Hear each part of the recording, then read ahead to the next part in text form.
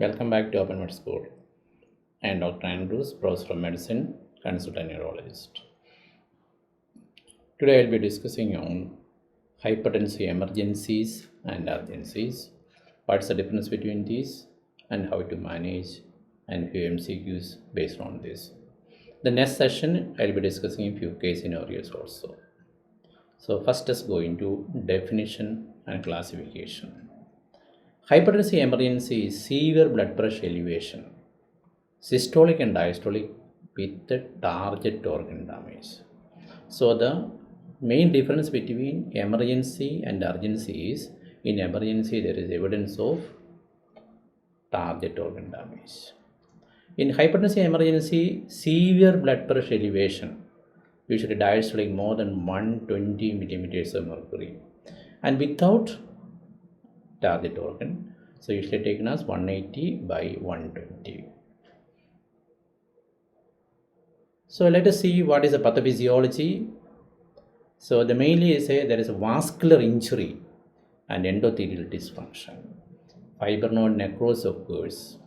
The autoregulation fails in brain, and there will be ischemia in kidney. There will be dysfunction of the heart. There is neurohormonal activation, increased vasoconstriction, and sodium retention. What are the clinical features of target organ damage? So what are the organs that are affected in hypertensive emergency? First and foremost is neurological. So the classical finding is a hypertensive encephalopathy, or they can present with a stroke, ischemic or hemorrhagic. Both can be the neurological target organ damage. Cardiovascular, they come with acute heart failure, aortic dissection, and myocardial ischemia. So they can come with any of these. And third is renal. Acute kidney injury with proteinuria and hematuria.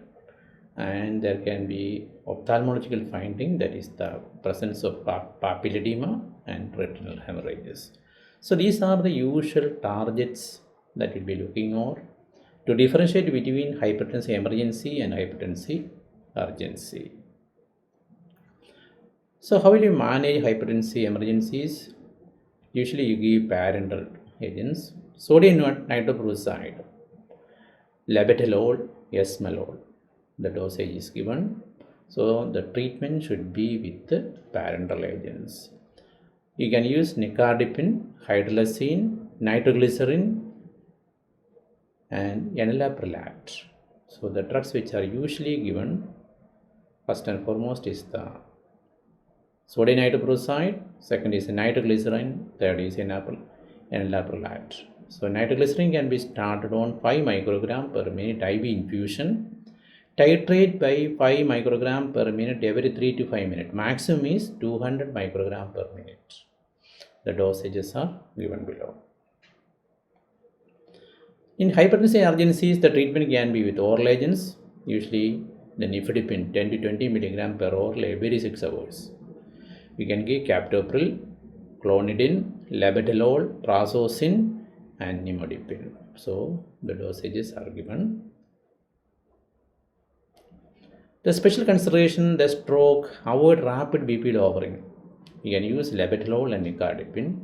In aortic dissection, target BP is systolic BP less than 120 millimeters of mercury with the beta blockers, usually labetalol. In acute coronary syndrome, use nitroglycerin, beta blockers. Eclampsia, the treatment will be discussed later, usually labetalol, magnesium sulfate. Hydralazine can also be given. Frequent monitoring of the BP in the ICU setting for emergencies, gradual BP reduction to prevent ischemia. Less than 25% reduction in first hour. Long-term BP control and lifestyle modifications. The references are from Harrison and Davidson. The few assertion reason MCQ. Sodium nitroprusside is the preferred drug for hypertensive emergencies. Reason, it has an immediate onset and allows precise BP control. So, what is the correct answer?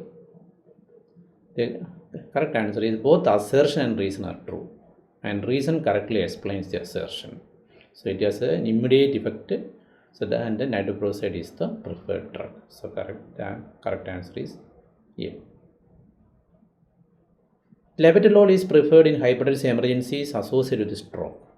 Reason: labetalol has both alpha beta blocking activity, reduce BP without compromising cerebral perfusion.